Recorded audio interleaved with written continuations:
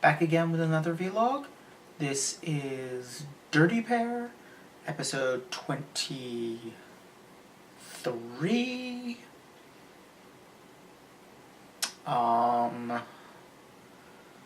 Uncertainty, our elegant revenge, something like that.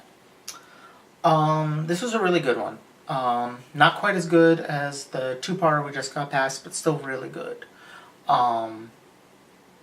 The show has really recovered from a period of kind of stumbling a little in quality. It's just really back now. And I hope it maintains this through the remaining episodes. So, I don't even know where to start. I mean,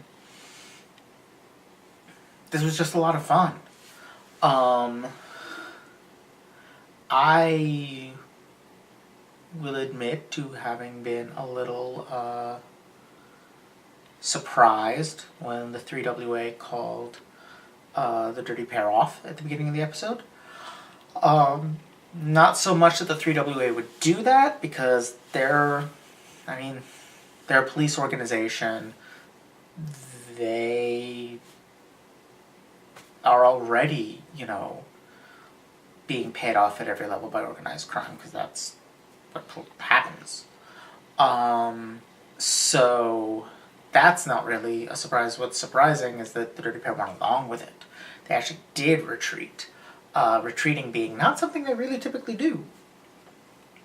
But then we get this really cool storyline with the con man. Which again didn't go how I expected it to. The way I expected it to go was that they would use this to stop the new drug, catch Mahogany, and embarrass the 3WA. Probably also catching the con man as well. They did not. They did something a little subtler. Which is, the con man says that if he halts production of the drug, temporarily he can get a hold of $20 million, or 20 million credits. He ends up needing 30 million. Presumably that requires stopping production of the drug, but his thinking is with the profits from the gold mine he'll be able to start it back up again. But the 30 million credits is destroyed, which means he won't be able to. Losing that level of money, it seems highly likely that there's going to be a major shakeup in his organization that could very well break its power over the 3WA. So they took a different approach to it, one that is less directed toward the corruption of the 3WA and more toward the crime boss behind it. The issue there is that there will be another crime boss, of course. But they still get to have an enormous amount of fun along the way. The con is really well presented. One of the keys to a good con, people, especially people in positions of power, authority, etc., tend to be suspicious if something sounds too good to be true. That's why we have the expression, too good to be true. But if they think they're tricking you, then it's a different matter. So that's why it's so clever that they have the element of mistaking him for someone else. That sets up that sense that he's tricking them. That causes him to overlook some pretty comedically blatant hints that he's being conned. Like, the fact that this business is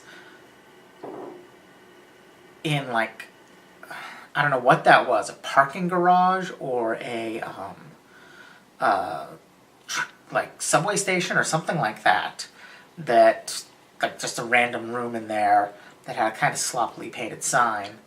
That's a little, like, they didn't have a consistent logo between the sign outside and the door.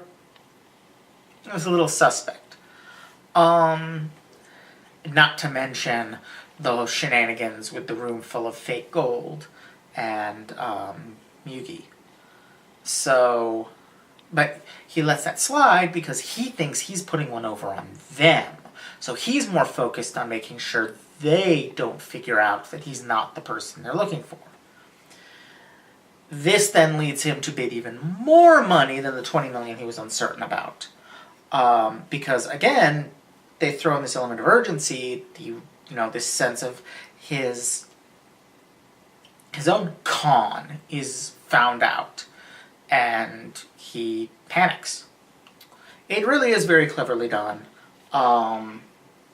So, good on them for that.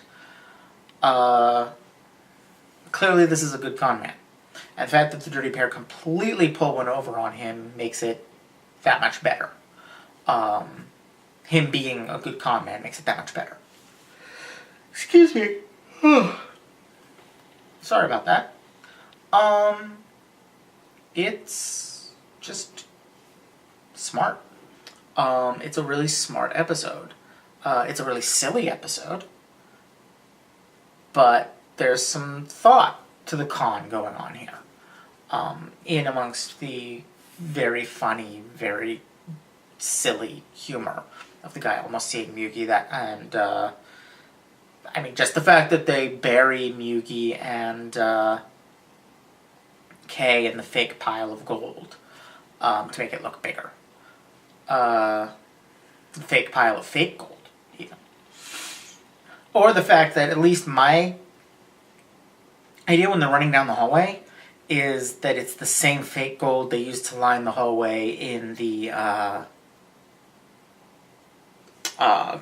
Brooks Company office. That they've basically got some gold-painted bricks that they set up there, and they tore them down and rushed them to the ship.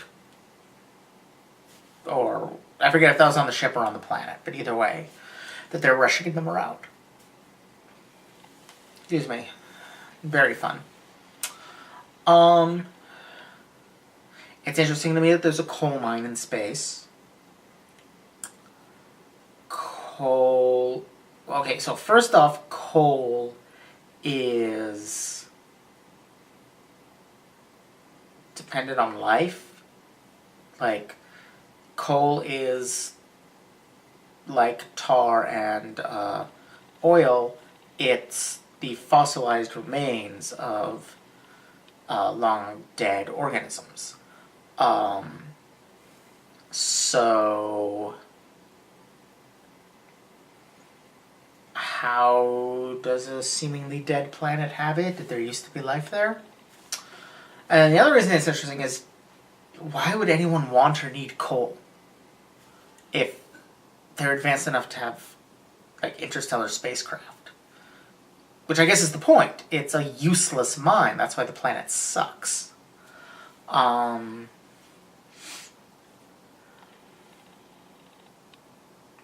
So, I guess that's kind of the joke. And,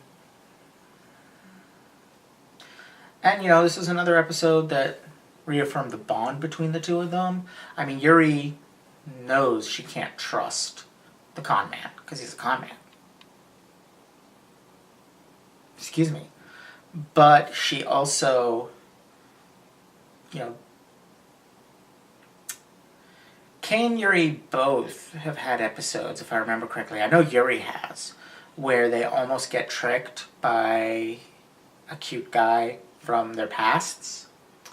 This is not a cute guy from their pasts, but it's still, it's the friendship between the two of them that Yuri cites is the reason she didn't fall for it. And that's really cool. That's really cool to see. It's also really nice to see Kay freaking out over Yuri's disappearance and apparent death when they're called away from Mahogany. Like, she is ready to rip Ghoulie a new one over that. These ladies care about each other a good deal, and it's always nice to see that, because, they do snipe at each other a lot, and some episodes have depicted them as more rivals than friends, but I really prefer this idea of them as, this great team that are very devoted to one another and work together incredibly well. To the point that, like, we didn't ever see them talking to each other about how they were going to deal with this guy. And there's several moments where one or the other of them seems to not know what's going on in this episode. I think they're actually just that good of a team. They never planned this together. They're just that good of a team that they know what the other one is going to do in enough detail that they don't need to plan. And that's awesome. You know, that's a great thing to see in your characters, especially towards the end of the season. We don't know how long they've been working together at the beginning of the show. I don't think they ever said. But they've worked together a lot over the course of the show. And it makes sense that they'd be a very strong team. So, yeah. This was a solid, good, fun episode. And the only downside to it is that now I've only got 3 left to the series. And that's sad. I've really enjoyed watching this over the last couple of years. And I will miss it when I am done. But, hey, that's still 3 months from now. So, I still got some time to enjoy it. Anyway, I think that's about it. Thank you for watching. Don't forget to like, comment, subscribe. Check out my Patreon for early access to vlogs, essays, let's plays, and more. And I'll see you all next time. Bye!